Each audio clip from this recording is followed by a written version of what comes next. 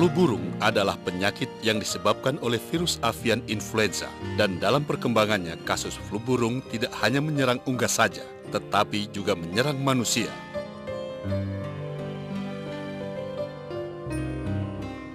Flu burung pertama kali ditemukan menyerang manusia terjadi di Hong Kong. 18 orang dinyatakan terserang flu burung dan 6 orang meninggal dunia. Kemudian di Cina, Belanda, Vietnam, dan Thailand.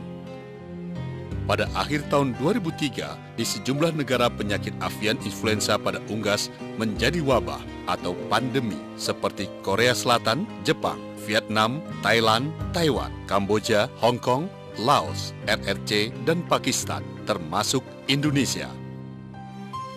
Mewabahnya flu burung pada manusia telah ditetapkan sebagai kejadian luar biasa oleh pemerintah sejak tahun 2003.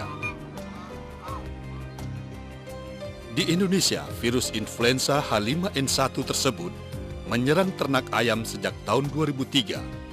Dan sampai saat ini, sedikitnya 154 kabupaten kota dari 23 provinsi telah tertular dan menjadi daerah endemi avian influenza pada unggas, yaitu Banten, DKI Jakarta, Jawa Barat, Daerah Istimewa Yogyakarta, Jawa Timur, Jawa Tengah, Bali, Lampung, Nusa Tenggara Barat, Nusa Tenggara Timur, Sulawesi Selatan, Jambi, Sumatera Utara, Kalimantan Timur, Sulawesi Utara, dan Nanggroe Aceh Darussalam.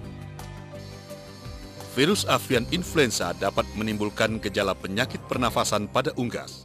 Masa inkubasi penyakit ini adalah 3 hari pada unggas di luar kandang, sedangkan untuk unggas di dalam kandang mencapai 14 sampai dengan 21 hari. Unggas seperti ayam, burung, itik, bebek, dan lain-lain merupakan sumber penularan virus avian influenza. Hal yang perlu diwaspadai adalah jika kematian unggas ditemukan mati mendadak dalam jumlah banyak. Kalau hal itu ditemukan, segera laporkan kepada petugas dari Dinas Peternakan dan Dinas Kesehatan setempat.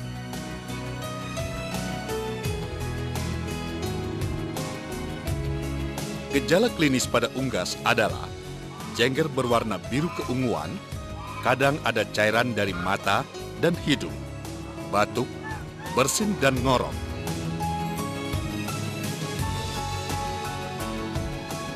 Cara penularan virus flu burung dapat ditularkan dari unggas ke unggas atau dari peternakan ke peternakan lainnya dengan cara kontak langsung. Selain itu juga bisa melalui kontak tidak langsung, seperti melalui pakan, air, dan kotoran yang terkontaminasi virus.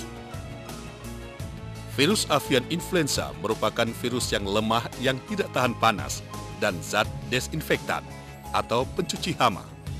Dalam daging ayam, virus ini mati pada suhu 80 derajat Celcius selama 1 menit atau 70 derajat Celcius selama 30 menit.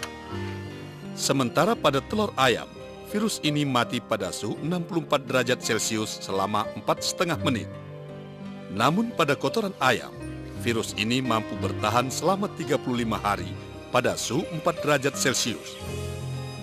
Sedangkan dalam air, virus tersebut dapat bertahan selama 4 hari pada suhu 22 derajat Celcius dan 30 hari pada suhu 0 derajat Celcius.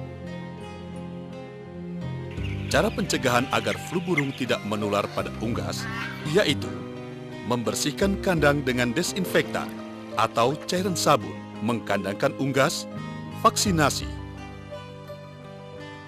dan bila menemukan unggas yang mati, dibakar dan dikubur.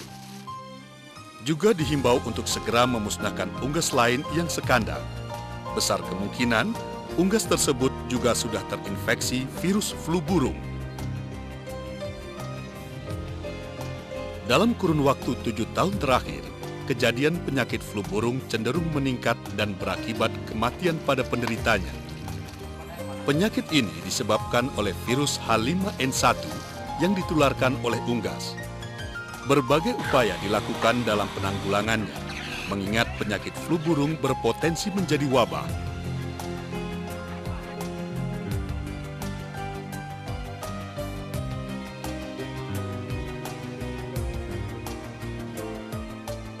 Cara penularan virus flu burung pada manusia bisa melalui cara kontak langsung dengan unggas yang sakit, mati, kotoran, cairan unggas yang terkena flu burung, dan melalui udara yang terkontaminasi dari partikel tinja.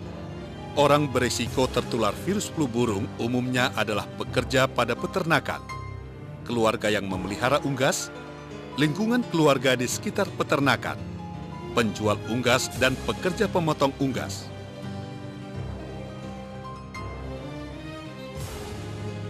Gejala klinis manusia terkena flu burung pada umumnya sama dengan flu biasa, seperti suhu badan tinggi di atas 38 derajat Celcius, sakit tenggorokan, batuk pilek, nyeri otot, sakit kepala dan lemas, dan apabila tidak segera dilakukan pengobatan dapat menyebabkan kematian. Sedangkan pengobatan yang diberikan sesuai dengan gejala yang ada dan hasil laboratorium. Bila batuk, pasien dapat diberi obat batuk. Kalau sesak nafas, dapat diberi bronkodilator untuk melebarkan saluran nafas yang menyempit. Saat ini, pemerintah juga telah menyediakan Tamiflu dalam jumlah cukup yang disebarkan di puskesmas-puskesmas di seluruh Indonesia.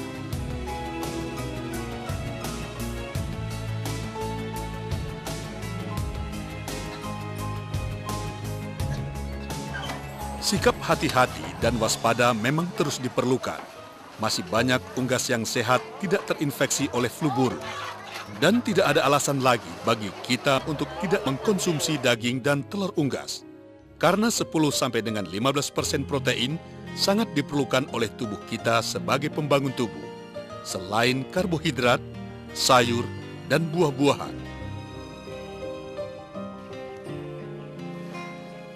Berbagai cara juga terus dilakukan oleh para peternak unggas, bekerja sama dengan petugas dari Dinas Peternakan dan Dinas Kesehatan dalam mengantisipasi dan melakukan pencegahan menyebarnya flu burung.